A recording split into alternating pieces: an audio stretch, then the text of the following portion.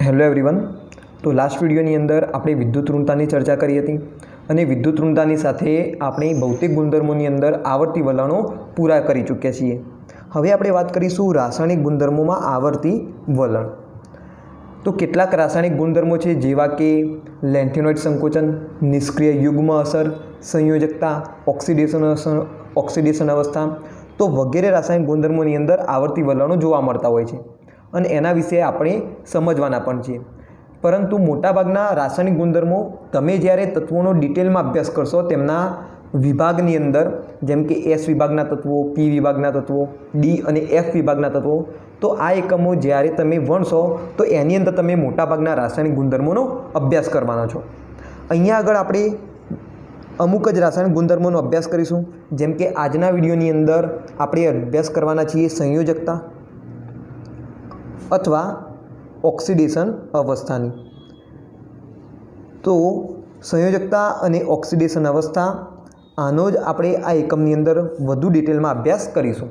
બાકીના રાસાયણિક ગુણધર્મો તમે ધોરણ 12માં અને ધોરણ 11માં બીજા એકમોની અંદર ભણશો। તો અહીંયા આગળ સમજીએ કે સંયોજકતા કોને કહેવાય, ઓક્સિડેશન અવસ્થા કોને કહેવાય। સંયોજકતા અને ઓક્સિડેશન અવસ્થા બંને સરખું છે, બંનેની અંદર તફાવત છે। તો આ બધા જ મુદ્દાઓની ચર્ચા આપણે આપણા વિડીયોની અંદર કરવાના છીએ। તો સૌથી પહેલાં વાત કરીએ આપણે સંયોજકતાની। સંયોજકતા એટલે શું? તો કોઈપણ તત્વની બંધ બનાવવાની ક્ષમતાને આપણે સંયોજકતા કહીએ છીએ। કદાચ ધોરણ 10ની અંદર પણ તમે આના વિશે થોડું ઘણું જાણી ગયા હશો, અથવા તો નહીં જાણતા હોય તો તમને અહીંયા આગળ એની બધી જ માહિતી મળી જશે। તો સંયોજકતા આપણે કોને કહીશું? તો સંયોજકતા એટલે કોઈપણ તત્વની બંધ બનાવવાની ક્ષમતા। બંધ બનાવવાની ક્ષમતા એટલે કે બીજા અર્થમાં કહેવું હોય તો એમ કહી શકાય કે બીજા તત્વ સાથે આપેલું તત્વ કેવી રીતે જોડાવશે, કેટલા બંધો બનાવશે, એની ક્ષમતા। બીજા તત્વ સાથે જોડાવાની ક્ષમતા, એને જ આપણે શું કહીશું? સંયોજકતા કહીશું। દાખલા તરીકે આપણે એક એક્ઝામ્પલ લઈએ, NaCl। તો NaCl એટલે કે મીઠું, તમે દરેક જાણતા જ હશો આને। તો જેની અંદર સોડિયમે શું કર્યું છે? એક ઇલેક્ટ્રોન ગુમાવ્યો છે અને એ ગુમાવેલો ઇલેક્ટ્રોન Cl પ્રાપ્ત કર્યો છે। સોડિયમ ઇલેક્ટ્રોન ગુમાવે એટલે Na+ બનાવી દે, Cl ઇલેક્ટ્રોન મેળવે એટલે Cl- બનાવી દે, અને પછી બંને વચ્ચે શું થયું? આયનીય બંધનું નિર્માણ થયું અને સોડિયમ ક્લોરાઇડનો અણુ તમને જોવા મળ્યો। તો આવું તમે ધોરણ 10ની અંદર ભણી ગયા છો।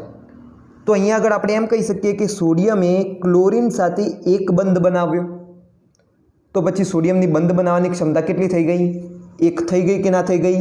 તો સોડિયમની બંધ બનાવવાની ક્ષમતા કેટલી છે? એક છે। તો આપણે એમ કહી શકીએ કે સોડિયમની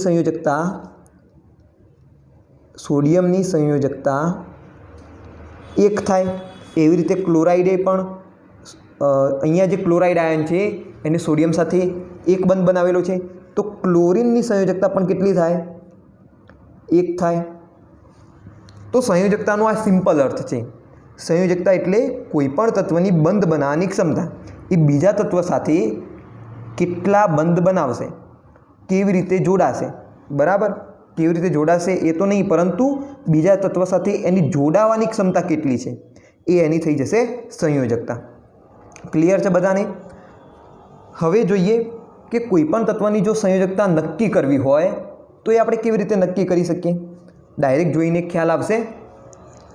તો ચલો એની આપણે વાત કરીએ। કોઈપણ તત્વની જો સંયોજકતા આપણે નક્કી કરવી હોય તો એને કેવી રીતે નક્કી કરી શકાય? અહીંયા જેમ મેં NaClનું એક્ઝામ્પલ લીધું એવું તમે કોઈ બીજું એક્ઝામ્પલ પણ વિચારી શકો। દાખલા તરીકે હું તમને કહું ZnCl2, તો ZnCl2ની અંદર Zn એ 2 Cl સાથે જોડાયેલો છે, તો Zn કેટલા બંધ બનાવે? 2। તો તમે ડાયરેક્ટ પણ કહી શકો કે ભાઈ ઝીંકની સંયોજકતા કેટલી છે? ઝીંકની સંયોજકતા 2 છે, 2। જ્યારે ક્લોરીન એ ઝીંક સાથે એક જ બંધ બનાવે છે, આ ક્લોરીન એ ઝીંક સાથે એક જ બંધ બનાવે છે, તો ક્લોરીનની સંયોજકતા કેટલી? 1। તો આ વ્યક્તિગત ક્લોરીન જોવાનો, પછી એવું ના જોઈ લેતા કે અહીંયા 2 ક્લોરીને 2 બંધ બનાવે માટે ક્લોરીનની સંયોજકતા 2, તો એવું નહીં થાય। આ માત્ર એક ક્લોરીન ગણવાનો તમારે। તો આ જે ક્લોરીન પરમાણુ છે એને ઝીંક સાથે એક જ બંધ બનાવ્યો છે, માટે તમે કહી શકો કે ભાઈ ક્લોરીનની સંયોજકતા 1 છે। ચલો હવે આગળ આપણે સમજીએ કે સંયોજકતા જો આપણે નક્કી કરવી હોય તો એ કેવી રીતે નક્કી કરી શકીએ। તો એના પહેલાં આપણે થોડું બેઝિક લઈ લઈએ। જે સૌથી બહારનો કોષ હોય એને આપણે શું કહીએ છીએ? સંયોજકતા કોષ। સંયોજકતા કોષ। અને સંયોજકતા કોષમાં રહેલા ઇલેક્ટ્રોનને સંયોજકતા ઇલેક્ટ્રોન કહેવામાં આવે છે। કહેવામાં આવે છે, બરાબર। ખૂબ જ અગત્યની બાબત છે આ, કે જે છેલ્લો કોષ હોય પરમાણુનો એને આપણે કહીએ છીએ સંયોજકતા કોષ, અને એની અંદર રહેલા ઇલેક્ટ્રોનને આપણે કહીએ છીએ સંયોજકતા ઇલેક્ટ્રોન। તો આ સંયોજકતા ઇલેક્ટ્રોન એ પરમાણુની સંયોજકતા નક્કી કરશે। પરમાણુની સંયોજકતા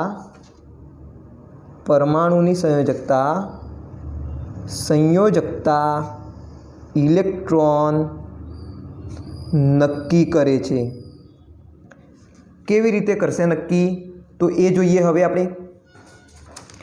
તો સામાન્ય રીતે આપણે જ્યારે વાત કરીએ એસ અને પી વિભાગના તત્વોની, એસ અને પી વિભાગના તત્વોની, તો એસ અને પી વિભાગના તત્વોની જે સંયોજકતા હોય એ સામાન્ય રીતે સંયોજકતા કોષમાં રહેલા ઇલેક્ટ્રોનની સંખ્યા જેટલી હોય છે, અથવા તો સંયોજકતા ઇલેક્ટ્રોનને 8માંથી બાદ કરતાં મળતી સંખ્યા જેટલી હોય છે। એસ અને પી વિભાગના તત્વોની સંયોજકતા કોષમાં રહેલા ઇલેક્ટ્રોનની સંખ્યા જેટલી,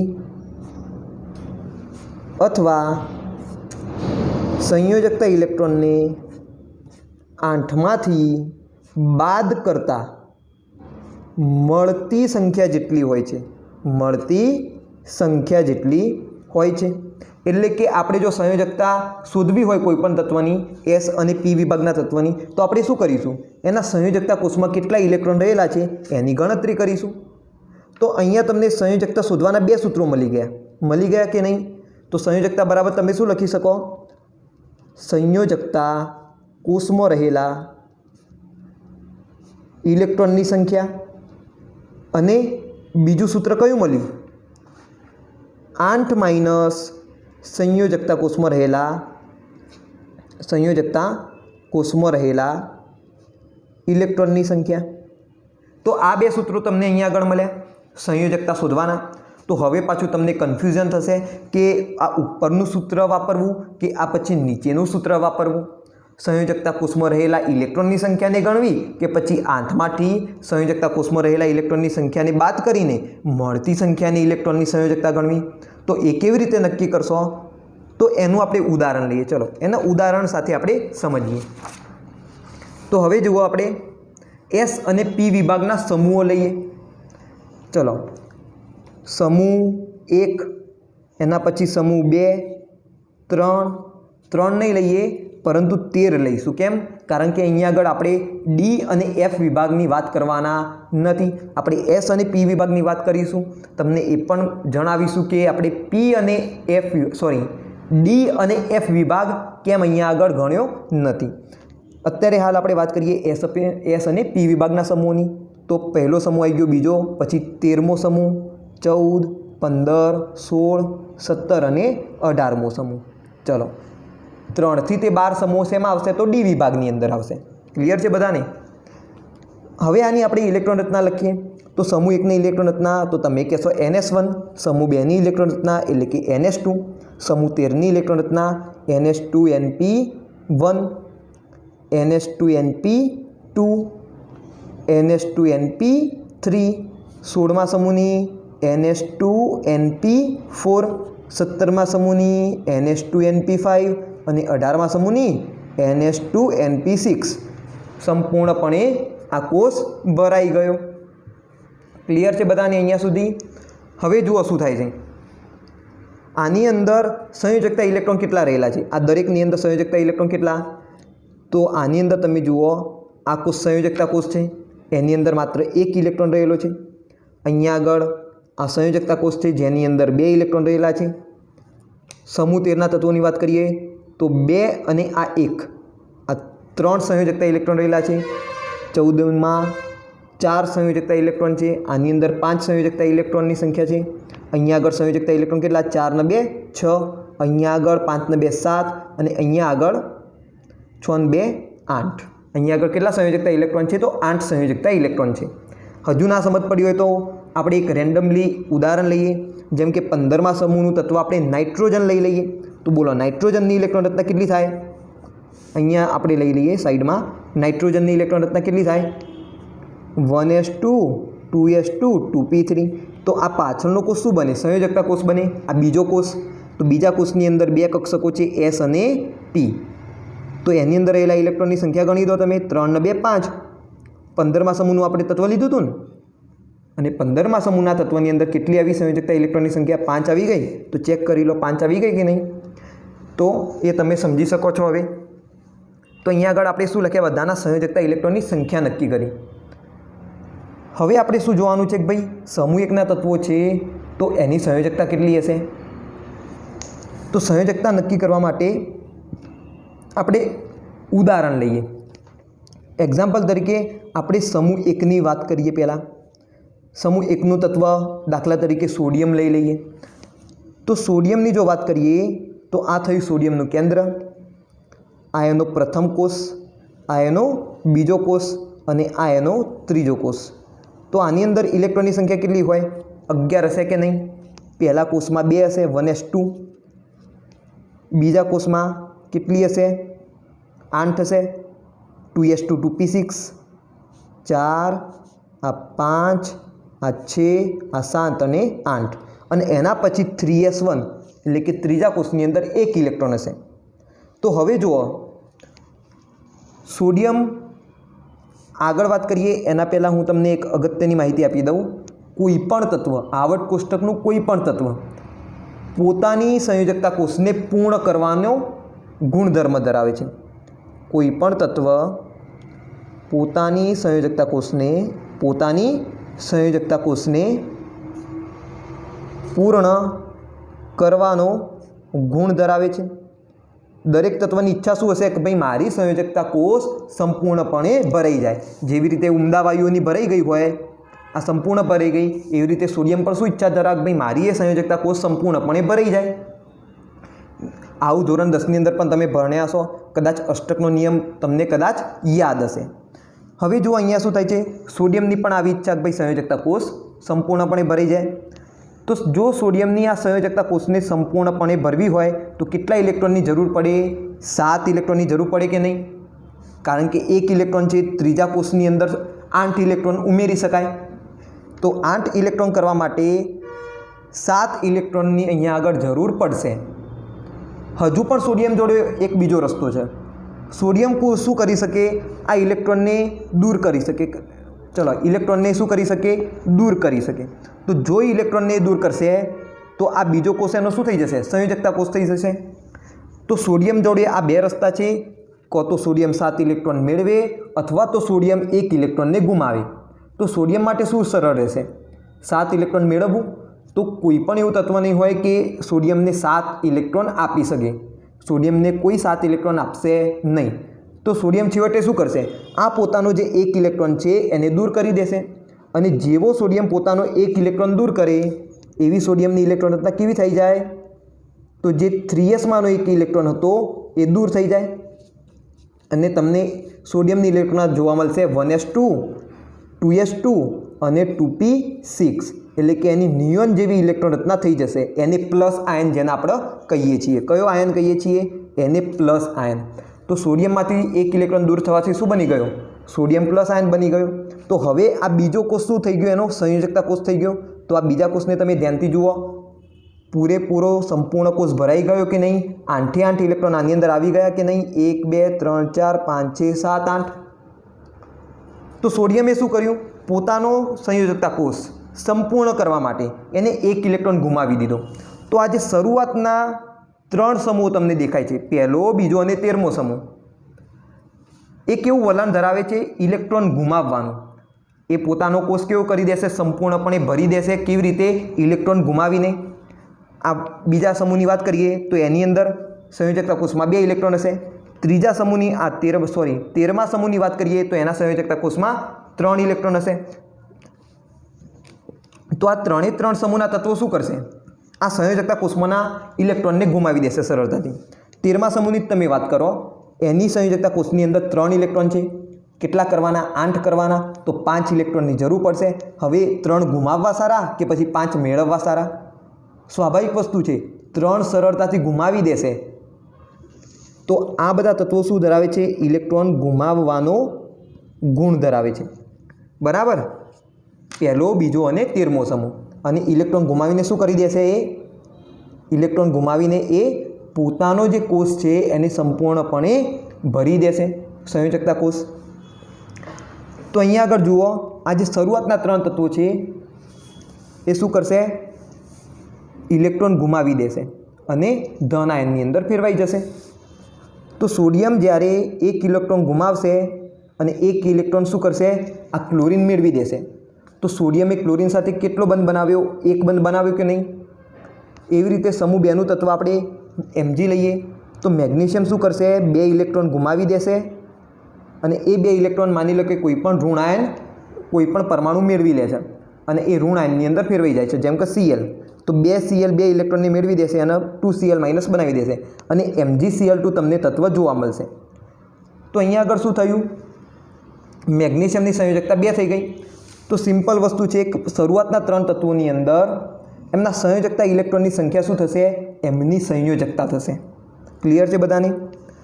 તો પહેલો, બીજો અને 13મો સમૂહ, એની અંદર તમે સંયોજકતા કેવી રીતના નક્કી કરશો?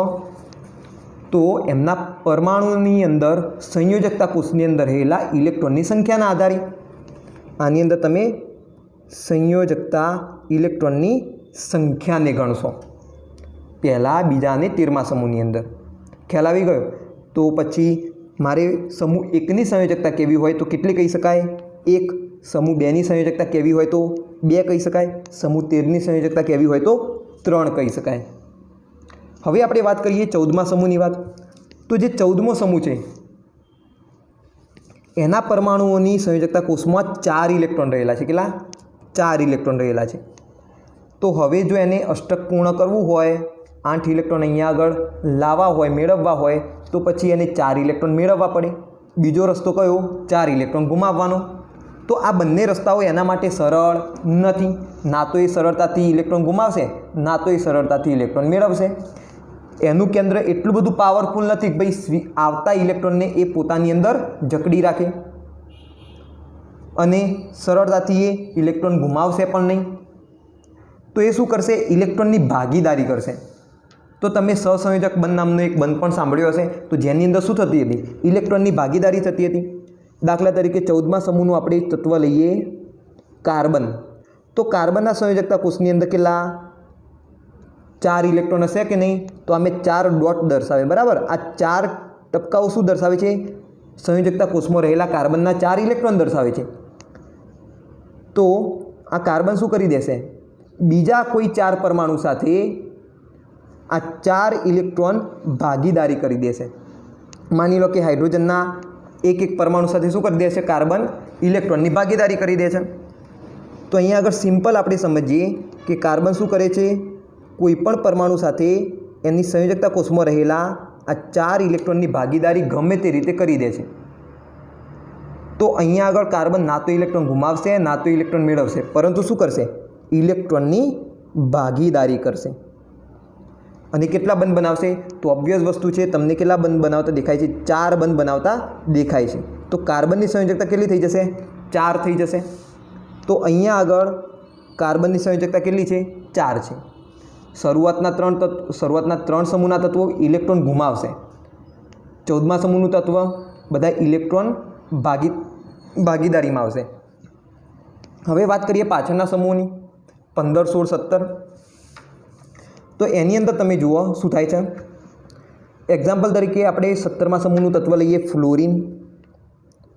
તો ફ્લોરિનના પ્રથમ કોષની અંદર 2 ઇલેક્ટ્રોન હશે, 1s2 એની ઇલેક્ટ્રોન રચના થાય। એના પછી બીજા કોષની અંદર 2 ઇલેક્ટ્રોન હશે, સોરી એની અંદર કેટલા? 7 ઇલેક્ટ્રોન હશે, 2s2 2p5। 1 2 3 4 5 6 અને 7. તો તમે જ વિચારો, ફ્લોરિનને જો સંયોજકતા કોષ સંપૂર્ણ ભરવો હોય તો એને શું કરવું જોઈએ? 1 ઇલેક્ટ્રોન મેળવવો જોઈએ. તો ફ્લોરિન સરળતાથી 1 ઇલેક્ટ્રોન મેળવશે. કેમ? કારણ કે એનું ન્યુક્લિયસ પાવરફુલ, એનું પરમાણુ કેન્દ્ર બહુ પાવરફુલ છે. એ સરળતાથી ઇલેક્ટ્રોનને પોતાની અંદર સ્વીકારી લેશે. ક્લિયર છે બધાને? એની વિદ્યુત ઋણતા તમને ખ્યાલ છે, ફ્લોરિનની સૌથી વધારે છે. એનું કદ પણ નાનું છે. તો શું કરશે? ઇલેક્ટ્રોનને સ્વીકારવાની વૃત્તિ ધરાવશે. એ આ 7 ઇલેક્ટ્રોનને ગુમાવશે નહીં. તો શું કરશે? ઇલેક્ટ્રોન મેળવશે. તો ફ્લોરિન જ્યારે 1 ઇલેક્ટ્રોન મેળવશે એટલે ફ્લોરાઇડ આયન બનાવશે. સિમ્પલ વસ્તુ છે. હવે એની જે સંયોજકતા કોષ હતી એ સંપૂર્ણપણે ભરાઈ ગઈ. નિયોન જેવી ઇલેક્ટ્રોન રચના એને પ્રાપ્ત કરી દીધી. તો જે ફ્લોરિન છે એની સંયોજકતા કેટલી છે? 1 છે. કેમ? કારણ કે 1 ઇલેક્ટ્રોન સ્વીકારીને કોઈ પણ બીજા પરમાણુ સાથે એક બંધ બનાવશે. જેમ કે સોડિયમની વાત કરીએ તો સોડિયમ શું કરે છે? 1 ઇલેક્ટ્રોન ગુમાવે છે. એ ગુમાવેલો ઇલેક્ટ્રોન આ ફ્લોરિન પ્રાપ્ત કરી દે છે. તો સોડિયમ અને ફ્લોરિન વચ્ચે શું થઈ જાય છે? એક બંધનું નિર્માણ થઈ જાય છે. તો તમને NaF આયનીય સંયોજન પ્રાપ્ત થયેલું મળશે. તો ફ્લોરિન 1 ઇલેક્ટ્રોન મેળવીને બંધ બનાવશે. અને કેટલા બંધ બનાવશે? તો એક જ બંધ બનાવશે, કારણ કે એક જ ઇલેક્ટ્રોન મેળવે છે. જો 2 ઇલેક્ટ્રોન મેળવતો હોત તો 2 બંધ બનાવી શકત. 3 ઇલેક્ટ્રોન મેળવતો હોત તો 3 બંધ બનાવી શકત. તો અહીંયા આગળ જે ફ્લોરિન છે એની સંયોજકતા કેટલી થઈ ગઈ? 1 થઈ ગઈ. તો એ તમે કેવી રીતે પ્રાપ્ત કરી? તો 8માંથી ફ્લોરિનના સંયોજકતા કોષમાં રહેલા ઇલેક્ટ્રોનને બાદ કરીને. તો અહીંયા આગળ આપણે સૂત્ર વાપરીએ 8 - 7. તો કેટલો જવાબ આવી ગયો? 1 આવી ગયો. તો પાછળના સમૂહ માટે તમે આ બીજા સૂત્રનો ઉપયોગ કરશો. 8 - સંયોજકતા કોષમાં રહેલા ઇલેક્ટ્રોનની સંખ્યા. ચલો, એવી રીતે 16મા સમૂહની વાત કરીએ તો ઓક્સિજન છે. ઓક્સિજન સરળતાથી 2 ઇલેક્ટ્રોન પ્રાપ્ત કરશે, કારણ કે એને NH2NP4 છે. એને 2 ઇલેક્ટ્રોનની જરૂર છે. તો 2 ઇલેક્ટ્રોન મેળવી લેશે. તો 2 ઇલેક્ટ્રોન મેળવશે તો એની સંયોજકતા કેટલી થઈ? 2 થઈ. કેવી રીતે શોધશો તમે? તો 8માંથી ઓક્સિજનના સંયોજકતા કોષમાં રહેલા ઇલેક્ટ્રોનની તમે સંખ્યા બાદ કરી દેશો. એટલે કે 8માંથી 6 જાય તો 2 આવી ગયા. એવી રીતે 15મા સમૂહની વાત કરીએ તો 8 -